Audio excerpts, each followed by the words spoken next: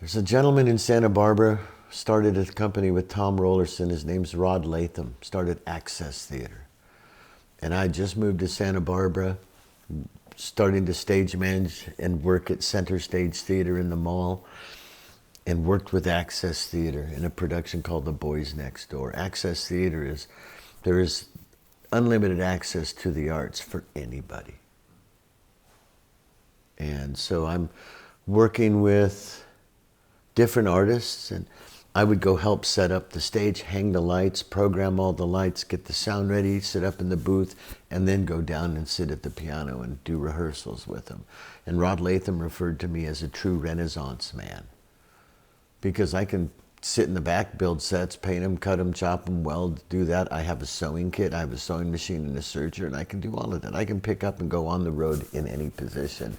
But the Renaissance man was like the arts. Arts have been in me. Started when I was 4. Actually, when I was 4, I sat down here and I worked the pedals because my brother, older brother, was taking lessons, but he couldn't reach the pedals. We had an old upright piano, and I would sit with my head against the soundboard, and I'd be working the pedals, emoting what was being played. Like, okay, you're gonna go like, okay, soft, cut it, and then damper, and then sustain. And I was working it to add texture to my brother's music. I don't know what it was at 5, you know, like, but I could, and then when he would hit a wrong note and I was underneath the piano, I could reach up and go and hit the right note. And if he couldn't get something right, I could go like this over my head. And so the agreement was he had to play his lesson as simple as they were, like 3 times, 2-3 times, without mistakes, and then he could go down, go upstairs, go outside and play ball with his friends, or play outside in the snow. We were in Denver. And my mom and her sister were doing something in the kitchen, and her sister commented, you know, look at Kevin, he's out there having a blast. He did well. And then they looked at each other and went, who's playing the piano? So they walked down the stairs to the basement, tiptoed down and looked around the corner, and I was playing my brother's lesson from memory, no music, but I was watching Superman on the black and white TV. I was just going, whatever the notes were, and so they kind of realized, so they got me in lessons. We were in Denver, going to a Catholic school, took lessons from a nun. I don't know how old I was, 5 or 6, because we hadn't moved to California yet. And the nun would put paper over my hands, and I had to play and look at the music and play. And if I hit a wrong note, she'd hit me with the ruler. And one day she hit my hand so hard, I turned and I went like that to knock it out of her hands, and I broke her nose. And so they told my parents, well, we don't think your son should go to Catholic school anymore. And I'm like, yep, you're right. So that was my Catholic school history. Short-lived, outpatient Catholic, I call myself now. But I just continued at the piano, and as long as I can remember, you know, we lived in California, I would play in recitals and do this, and start in a band when I was in junior high school, playing Johnny B. Good and that kind of stuff. And it's just what I do. I can just sit down. It's a challenge nowadays after having a major concussion where I lost all my music. It was gone. Like, I couldn't get it back. It made no sense. But I'm getting there. But in my career, being a keyboard player and working with some of the greats, you know, I might get a call to go out. And I was classically trained, and I was studying classical with a gentleman, don't remember his name now, great guy, but it was classical. And I'd be playing something, you know, and da-da-da, and I would be like, and he would go, whoa, what's that chord? And I go, I don't know. And he goes, why are you playing? And he noticed my intonations and my little quirks were things like, and I would end things. And so he just stopped. He goes, okay, we need to talk. What are you practicing at home? And I go, my lesson, classical. I was into Beethoven, Debussy, Satie, you know.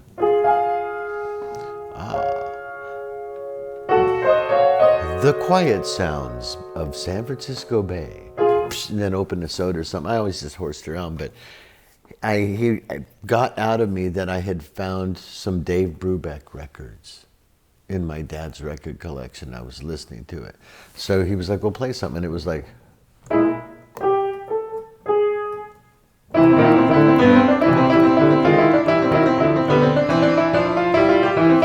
Blue Rondo a la Turk. It's like, boop, and I played it almost flawless from memory. And he's like, okay, we need to discuss now. You're going to do classical or you do jazz, but you can't do both. And I looked at him and he goes, I mean, what do you like to do? And I started to play something like...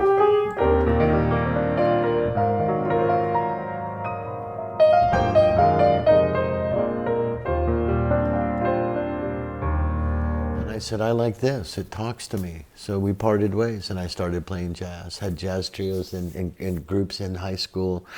Didn't know how to market jazz for myself, so someone said we get a gig, and next thing we're playing for a private party at the Fairmont in San Francisco, and I'm just sitting on a Steinway that Tony Bennett's accompanist had played the night before, and I'm just like, oh, who's he? It's kind of ignorant. But in the Bay Area, the music scene was so tight. I got picked up to sit in with a gig with a group called Tellez, bass player Pablo Tellez. Didn't know who he was. I was playing Genesis and and progressive and then jazz. Turns out at the gig, he sits me down and says, okay, now my boss is coming in, Jorge. He's going to play guitar. We're his band. And I'm like, okay. And he goes, and Jorge's cousin's going to come sit in. And I'm like, okay. He didn't want me doing all the flourishes, just do like the chords. And percussion, percussionists around me and stuff, and horn players. And I looked at him, I said, well, is his cousin any good? He's going to do the solos. And he calmly, politely, and I think wonderfully explained to me that he's Pablo Tellez. His group is called Malo.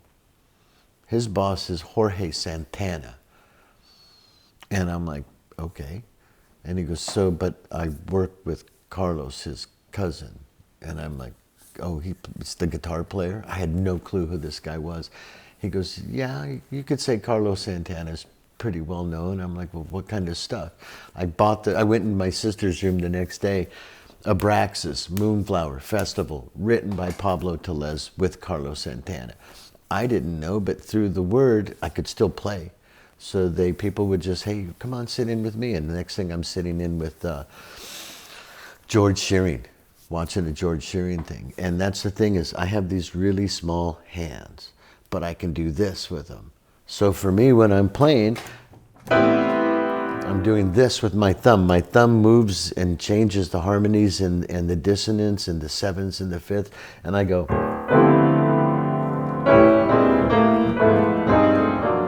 and I could just hit these massive chords. So somebody heard me playing one day and they got me working with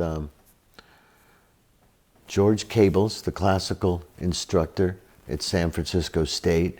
And he had called somebody that had him come over from the Bay Area. And next thing I'm sitting there taking lessons from Tom Coster, one of the greatest jazz musicians in the Bay Area.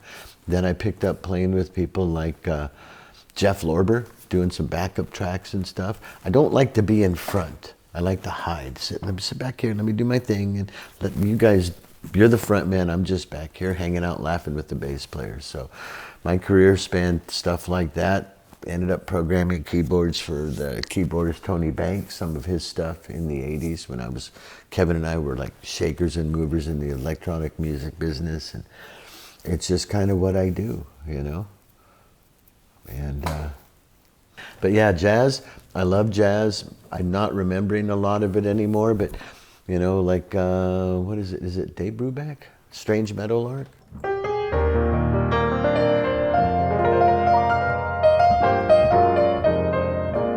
And I always play low to the piano.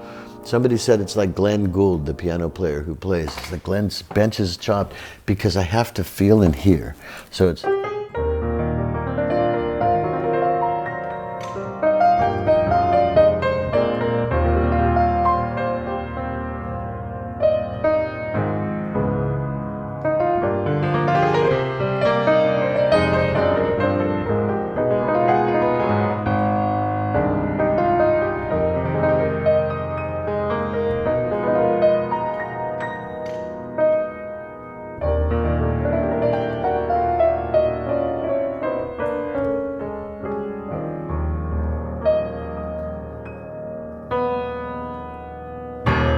and I always throw a wrong note just to piss somebody off. But yeah, that's, you know, I can live and breathe a piano and make it do what I want. I can make people in a room subconsciously pick up the beat, make them laugh, and oh, da da da da da, and then I can do things like,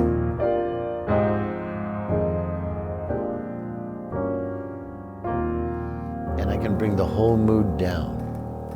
And that's the thing about, and this piano especially, it talks back and it breathes to you as a piano player. You know, I don't know, when I started tonight, there was like,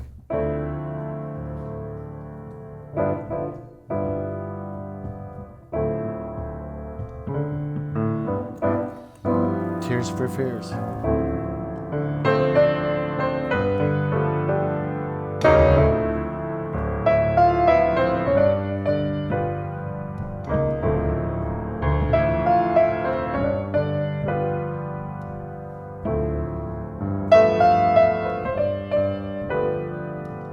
Simple 2 chords.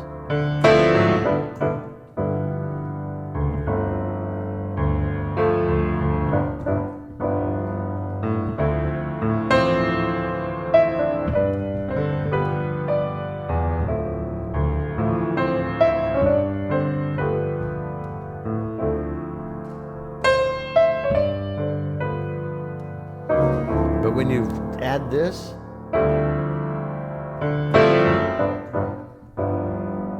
changes.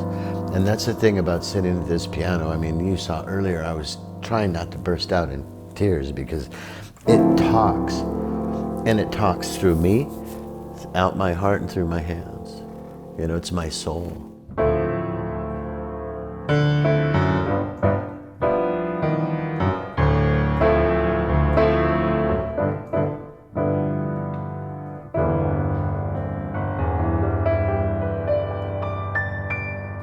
And there's some, what's that guy's name?